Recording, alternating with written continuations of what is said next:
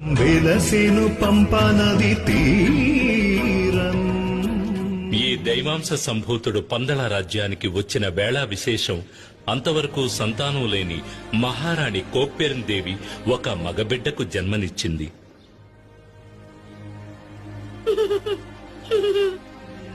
మణికంఠునికి విద్యాభ్యాసం చేయించే సమయం వచ్చింది. అతనిని గురుకులానికి పంపించాలి.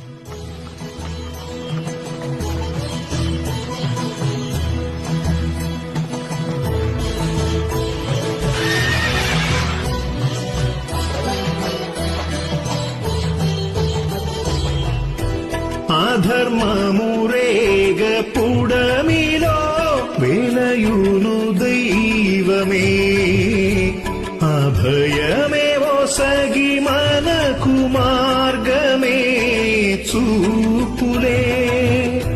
తనను శరణు వేడితే తీర్చును వ్యతలనే, చరణమంటి నిలిచిన రక్షణే ఒసగులే.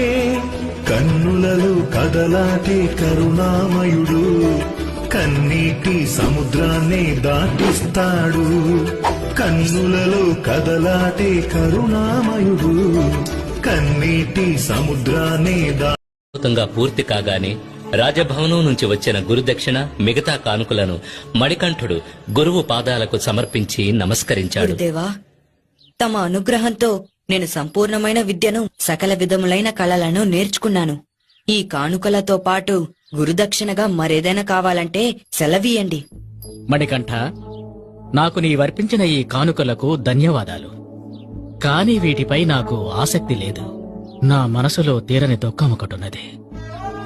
అది నీవే తొలగించగలవు.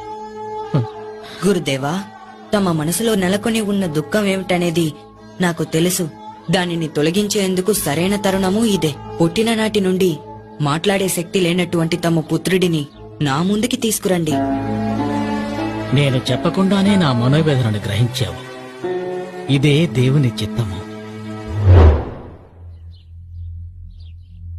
ఓం నమః శివాయ. ఓం నమో నారాయణాయ. ఏది చెప్పు చూద్దాం. ఓం నమః శివాయ. అంతే, చెప్పు. ఓం